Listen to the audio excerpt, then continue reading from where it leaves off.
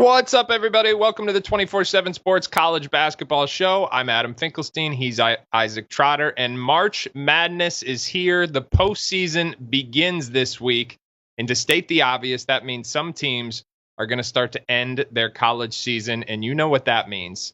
It means it is off-season time. Now, there's going to be a lot of decisions. Players have to decide whether they're going to stay, whether they're going to go, and if they're going to go, are they going to go to the portal? Some will have to think about going to the NBA draft. And what we're going to do on this show is we're going to look back at the players from a year ago who opted to come back to college basketball, spurned the NBA, and we're going to take a look at exactly where their stock has gone because of that decision.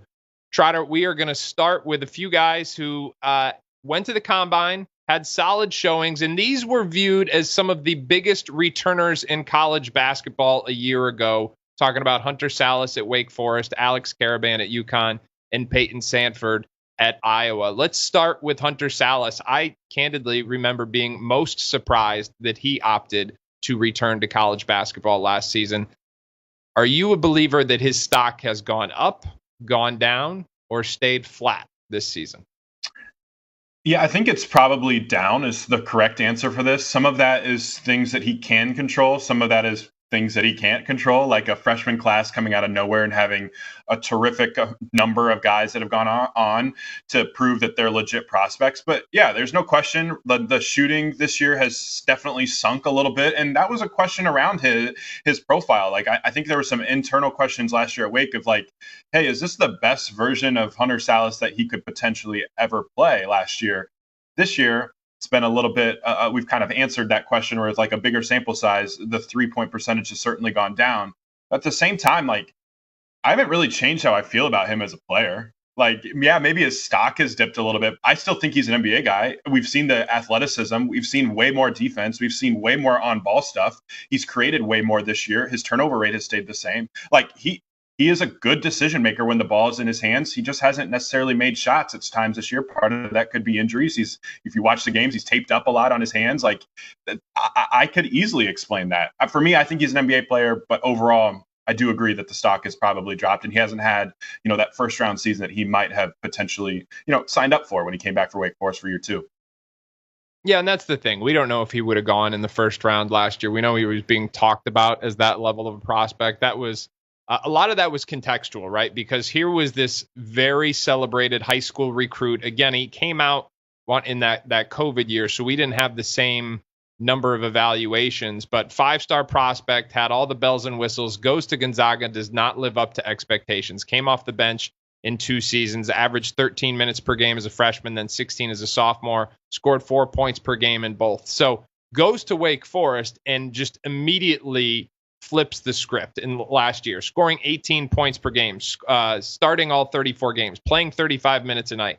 Couldn't have been much better. So the bar was already high. I think it's going to come down to this. In the pre-draft process, he's going to have to show people that he can make spot-up shots. He has been the opposing team's primary focus from a scouting standpoint every single night this year. If he makes shots, I agree with you, he's going to be just fine in the NBA. But that is the variable, dipping from roughly 41% from behind the arc as a junior to roughly 28% as a senior, that I think he's going to have to account for in the pre-draft process. All right, I think the other name that people were surprised somewhat to see come back to college basketball, or maybe the one who had the highest NBA stock and still opted to come back, was Alex Karaban. Alex Karaban had been UConn's starting forward and won national championships in both his freshman and sophomore seasons. He had pretty significant NBA interest last year. Like Sallis, I'm not sure if he would have ended up in the first round or the second round, but pretty sure he would have ended up on an NBA roster. He comes back to a UConn team that was basically going to completely redefine itself this season, had to replace every starter other than him, and he was going to be the focal point. And listen, there's no denying that there have been some challenges for Karaban, but I think that the best version of him is potentially coming back in the NCAA tournament. The shooting has been a big, like Sallis, the shooting numbers have gone down a little bit. But I think that when we come back and this team really gets healthy now, when they have Liam McNeely and solo ball, it puts him in a position where opposing defenses can't totally key on him. I think they've been doing some nice things to get him in and around the paint. People don't know this, but in high school, before he was known as this knockdown 3-point shooter, I thought the best part of his game was these little like short floaters and touch shots in and around the paint. So season obviously has had some challenges for Karaban, but I'm expecting a bounce back effort in the NCAA tournament. What do you think, Trotter? Yeah, I think the defense has been something that has come and gone at times this year. We see some of that secondary rim protection that makes him a really interesting prospect, right? And he has times where he moves his feet pretty well, but then there's also other options where it feels like he's not moving especially great defensively. So I'm just curious to see just how his body continues to progress and grow. And I think it's also a kind of a big lesson about why usage rate matters. Last year, I think, he had one of the lowest usage rates in college basketball. He was like 5th or 6th on the team in usage almost at all times. And you kind of come into this year being like, okay, he's a first-team All-American. Like, I did the research. Like, there'd only been 2 players that had a usage rate that low in one year that turned into an All-American the next year. And it was Johnny Davis at Wisconsin, and it was Keegan Murray at Iowa. And that just doesn't happen very often, right? Like, just to go from such a low usage to then, hey, I'm the man the next following season. So I still think, though, if you're an NBA team, it's like you're looking at him very similarly to last year, right? Like, he is a connective role player who has shown pockets of being a very solid team defender who can make shots and is a really good cutter. And there's probably room in the NBA for him, even if it might not be a first-round pick this year. And I feel like a player like that, he hasn't necessarily, blown me away as like, oh, that's no doubt an NBA guy this year. But I think there is still a path for him to be an NBA player down the road.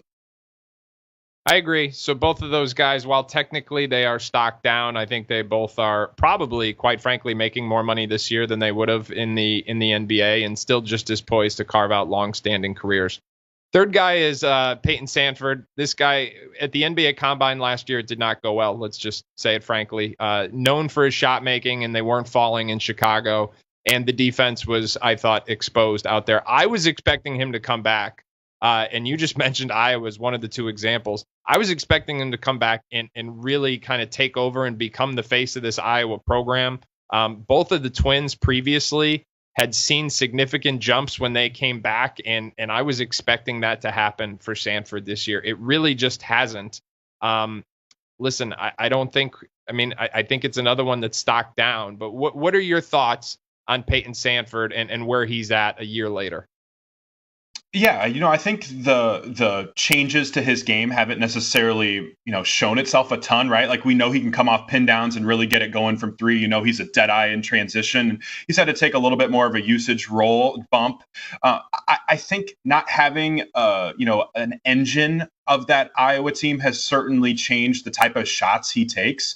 When you had the Chris Murrays of the world, when you have like an Owen Freeman that you're kind of leaning on, like, I felt like the quality of shot that he was getting the last couple years was a little bit different than the quality of shot he gets this year. So maybe that's just kind of part of it. But I never have watched Payton Sandfort and thought that he was an NBA guy. Maybe I'm wrong. Maybe that's just my opinion. I don't know if he moves at the level that you need to move to be a shot making wing like that. Like, there's not like that explosiveness athletically that you see from these NBA wings. And maybe the shot making gets through, but when you're entirely reliant on jumpers going in and that's the only value you bring to the floor, that's a hard archetype. That's a really hard archetype. So I'm not necessarily stunned to see that his stock has dropped a little bit, because I've had a hard time getting there for a while.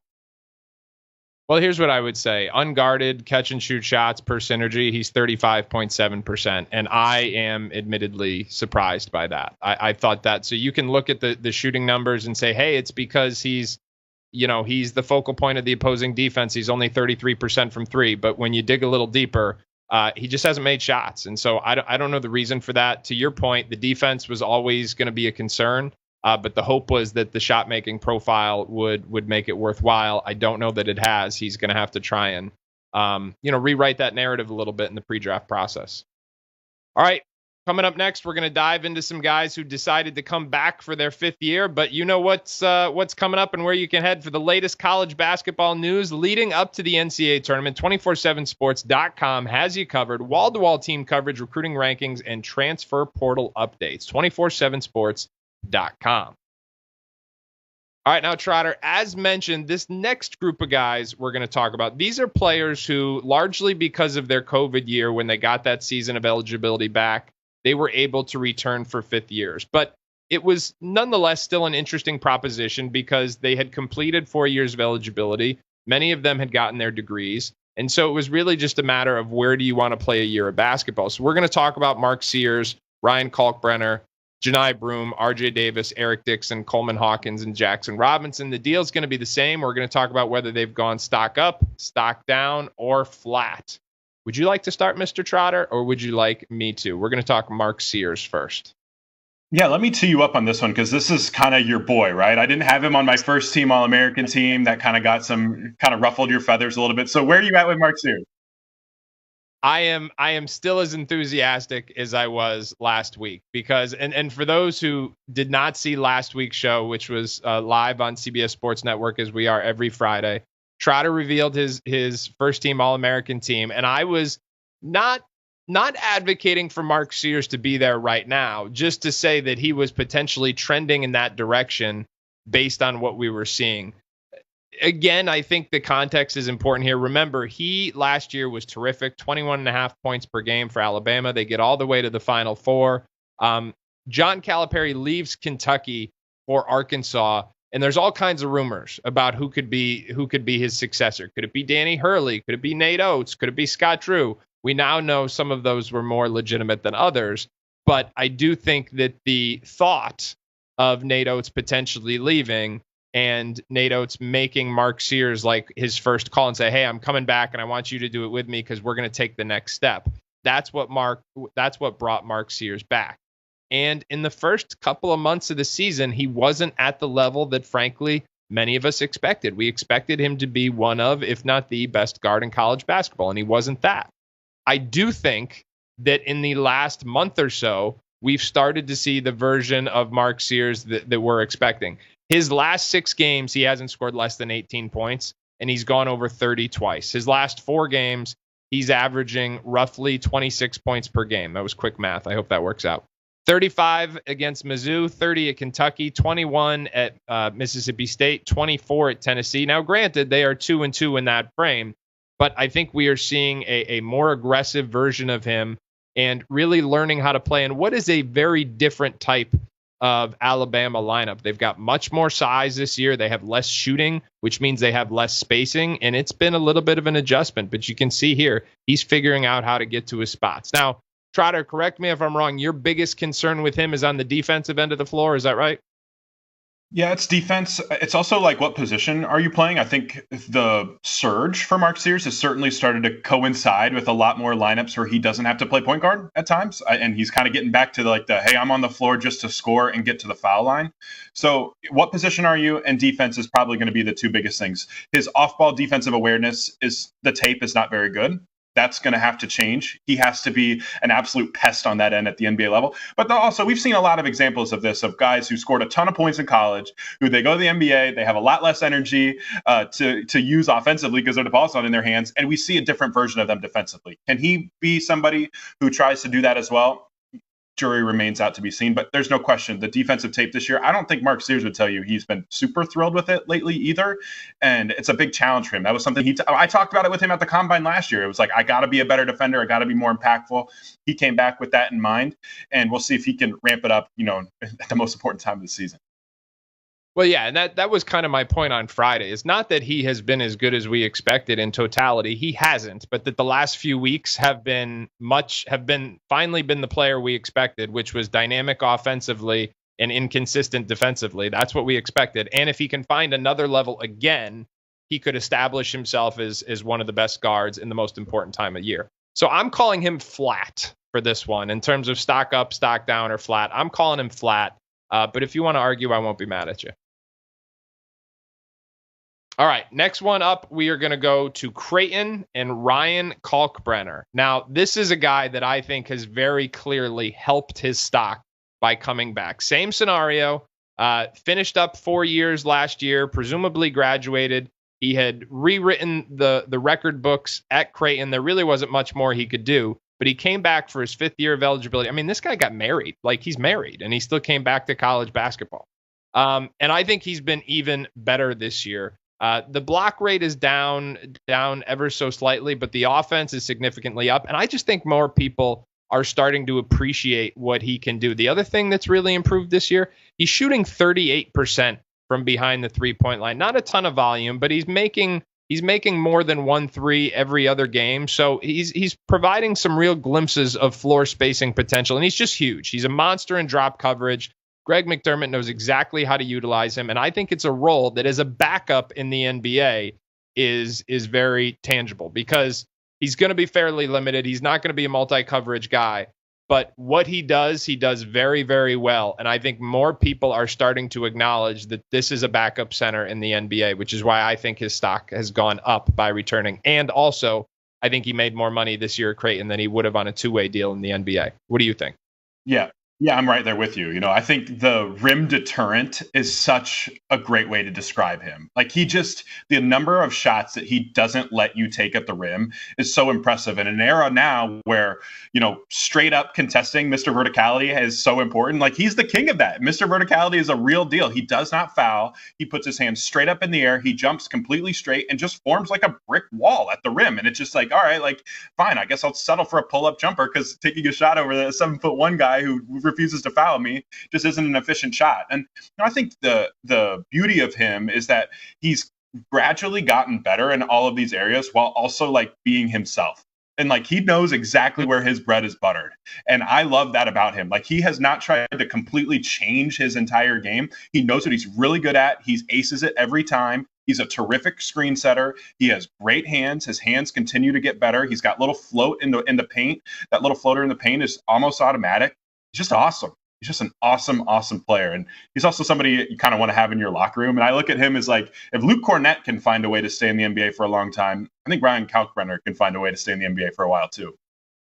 Yeah, I agree. And the other thing I think is relevant here is all the players we're talking about are still important in the national college basketball narrative. So this isn't like, I mean, with the exception of maybe Iowa, unless they go on a run, I think the vast majority of these guys are poised to keep playing and playing significant roles in the weeks ahead. All right, another big man who has clearly helped his stock, but I don't know that he was considered a very legitimate NBA prospect a year ago, and that's Johni Broome. Like, you and I have talked at length about Johni Broome. He is one of two candidates for College Basketball Player of the Year, along with Cooper Flagg. There is, and I said this on Friday's show as well, there is a Zach Edey type vibe to this one because everybody acknowledges that he is an absolutely dominant college player, and yet the narrative is, oh, we're not sure what type of pro he's going to be. And that's what we all said about Zach Edey, although, for some of us, that started to change, upwards of 2 years ago now, if you look back on how we were talking about Zach Edey. But I think Johni Broome, even to a greater extent, a lot of people aren't talking about as a legitimate NBA prospect. And I can tell you from friends I have in the NBA in the scouting world, those scouts are starting to turn their opinion on Johni Broome and thinking like, hey, you don't put up numbers like he has at the level he is doing it and in the various ways he's doing it without being able to translate your game in some way, shape, or form. Certainly not as a hub, but to be able to take on a supportive role, much like Zach Edey has. So, Trotter, where do you stand on Johni Broome? Not as the college player, because we've talked that one as much as we can, but as a potential NBA prospect. Yeah, I think he's certainly in the range to be a first-round pick just because production at some point has to matter, right? Like year in and year out, the production has constantly been through the roof there. And the way his body has changed and his drives are really like the X factor for me. Like he is a big, strong big who just puts guys on his waist and they get on his hip and he gets right past them. His drives are extremely impactful, one of the most impactful drivers in college basketball this season. And I think what we're going to end up seeing is Johni Broome's defensive abilities continue to adapt and grow. I think he's got multi-positional defensive abilities. He's not just a drop coverage guy. We've seen him at the level. We've seen him hard hedge. We've seen him play a deep drop. We've seen him play a medium drop. Like he's played all of these different types of defenses. That type of scheme variety certainly helps. The passing helps, the shooting helps, but at the end of the day, the drives matter and the production matters. And when you have those two things, I think there's room for him to be a pro. And I would be surprised if he isn't a first round pick because I even remember like at the combine, I can't remember if it was last year or the year before. Whenever he was at the combine last, he just dominated dudes in scrimmages. Every time he was out on the floor, he just dominates. And so at some point, that stuff matters to me.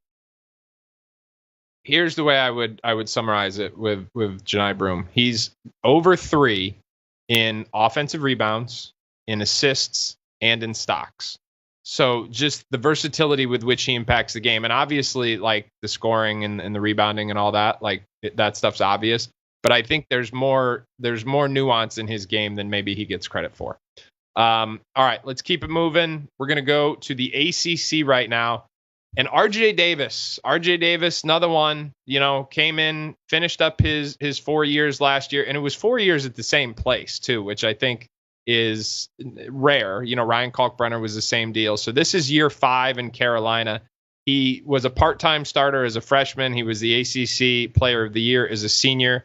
It hasn't gone quite as well as expected. He averaged 21 points per game as a senior, and he's averaging 17 points per game as a, let's call it, grad student. And the shooting percentages have dipped alongside, 43% from the floor as a senior and 40% roughly this year. The three-point shooting, 40% as a senior and just about 32 this year. So Trotter, I think it's obvious that the stock has not been helped by this season. Is there anything that RJ Davis can do to kind of rehab his image here in the last few weeks of the season? Obviously, making the NCAA tournament would certainly help. Yeah, I guess I'm just not worried about it. We have a 3-year sample size before of him making shots, and now I'm supposed to be worried about it because shots didn't go in when he was on a team that's the pieces have had a hard time fitting, and he missed his Armando Bacot, who was one of the elite screeners that opened a bunch of shots for him. Like, I guess I can just kind of understand why shots haven't gone in, and sometimes it's a little bit of just a variance level type of thing. Like, I'm not going to look at this year and be like, oh, I don't think RJ Davis is a 31% three-point shooter when we had 3 years before this where he was a really, really good three-point shooter, one of the best three-point shooters in the sport. So, yeah, maybe making the tournament, maybe getting on a heater can certainly help a little bit. But I guess I think he is who he is, and he's a 6-foot off-ball guard who can get it going from three a little bit. And if he makes the NBA, he's going to have a lot of physical problems, right? Like you're going to have to guard guys that are a lot bigger than you or see what you're up to defensively. We'll have to see if you can play point guard at that level. Like there's a lot of questions with him. So I don't blame him for going back to school, but I'm not also going to hate on him for like this 5th year when things just haven't gone his way, when I'm not sure, he's necessarily changed all that much of a player. Like his similarity score on Ken Pond last year or this year is RJ Davis from last year. Like he's the same player, except a few threes just haven't gone in. So one area of growth this season, which I don't think is getting talked about enough because it gets lost in the larger plot about North Carolina's season and his shooting numbers, is his decision-making with the ball. I mean, the positional size is a concern at the NBA level. The defense, by extension, is a concern. And to your point, he's historically been at his best when he's off the ball. But I do think there's been enough when you talk about the assist-to-turnover ratio this year where he is 3.9 assists versus 1.5 turnovers. That's the best it's ever been. And that's a solid number. And again, he's often with Elliot Cadeau, but I think in the NBA where point guards, I don't want to say they're extinct, but it's more about like who's the primary initiator. I think he would be okay in that area. I think the bigger question is how is he as your point of attack defender? But those are all things for NBA scouts to dig into. One player which I am sure has improved his stock this season is Eric Dixon. I don't know how old this guy is. I'm pretty sure he and I graduated high school in the same year. He is same thing, 5 years at Villanova, but the jump he has made this year, and I know he's come back down to earth a little bit in the last month or so, but this is someone who averaged 16.5 points per game last year as a senior and is up near 24 points per game this year as a grad student. The three-point shooting has really risen. Basically, all parts of his game, he's been the ultimate mismatch. Now, what's interesting to me about Dixon is that thus far on this list, we've talked about a lot of guys who have struggled to really take on and thrive as the primary offensive domino. And that's okay because they're not going to be asked to be a primary offensive domino at the next level. Dixon, on the other hand, has thrived in that role. And I think that it's given some more optimism about boxes he could check in the NBA and the ability to fit in different kind of lineups. He's shooting the ball with more range. We know that body type. He's built like a football player, so he can create mismatches inside. Where are you on Eric Dixon? I love him. I think when you watch him, he's like, I don't think Villanova runs super intricate offense, but like he is one of the best isolation scorers I've seen in college basketball in a long time. His range is like legitimately like 29 to 30 feet. Like he will pull from the absolute parking lot And you have to guard him out there. And then you get it at the elbows. He faces up, the spin move to get to his left hand, to get to his right hand. He sees over doubles. He makes really good decisions with the ball in his hands, finding open shooters. He's just a problem. Like, he's just a freight train, like, when he has the ball in his hands. And I don't know how you guard him right now. So it's weird. Like, how do we see him fitting into the NBA? Like, I almost don't worry about it because, like, the shot making at that size with the girth and strength that he has, I just feel like he's going to find a way to be impactful playing both on or off the ball. And, like you said, like, I love the type of guys who have played various roles like throughout their career, because when you've played off the ball and then you move to an on-ball big-time role, it's really easy to move back to an off-ball role again when you head to the league. And I don't think Eric Dixon's going to have a problem, operating with a 17% usage rate when he's on the floor in the NBA compared to when it feels like a 40% usage rate at Villanova right now. Eric Dixon is averaging 30 points per game over his last 3 games. He had 32 at Seton Hall. He had 34 versus Butler. They have won 3 in a row. Villanova has, including a win over Marquette. And you take Eric Dixon off this team, and it is not good. I would argue that if there's another player in the country who is as important to their team as Eric Dixon, they are few and far between, because he is everything for this team. I will summarize this by saying, I think that he has convinced NBA people that he has an offensive game that can translate. It's going to be about proving that on the defensive end of the floor next.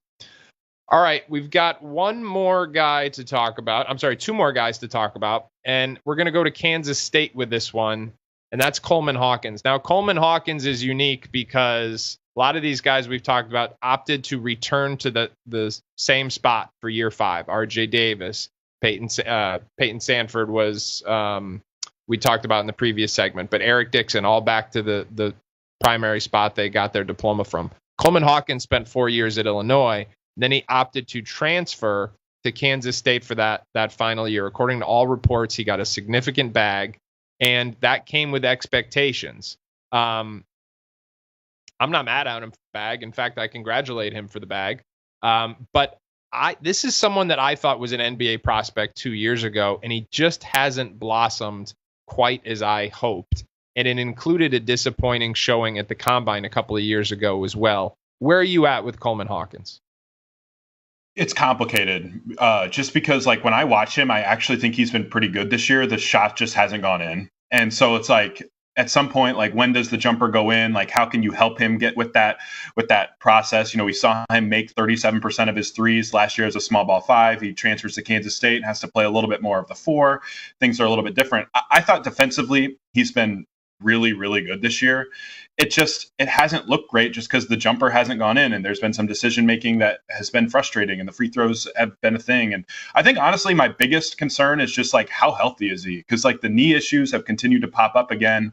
Like, is this a recurring thing that we're gonna have to deal with, where he's just gonna have a knee injury year after year? Like, that would scare me a little bit with the Coleman Hawkins experience. But I think the numbers don't indicate how well he's actually playing this year. And if you watched him play, I think it would be a little bit different than what the numbers would kind of tell you right now. You know what I mean? You know what the numbers say? The numbers say last year's 37% from the 3-point line. They say that was the outlier, because the shooting numbers this year are very similar to what they were his junior year at Illinois. And my issue last year was I didn't think he had the opportunity to show his passing in that Illinois scheme. He's getting more of that opportunity this year. And he's averaging 4.5 assists per game. But to your point, there has been some questionable decisions. It's just one of those guys, like, he's got so many tools. He's got the body type. He's got the touch. I totally agree. The ball just doesn't go in as much as you think. He's got flashes of passing. It just has not come together. He's one of those guys that, to me, is obviously going to go to the Combine. Maybe he interests some people. But every year there's somebody who, like, ends up in camp or ends up in summer league, and it just, like, got to find the right fit where it's somebody who can offer you a pretty defined role, and it's one you can flourish in. I wonder if he could be that guy, because to your point about the defense, 3.3 stocks per game is pretty impressive, especially if you're not 100% healthy. So he's going to be an interesting one to watch.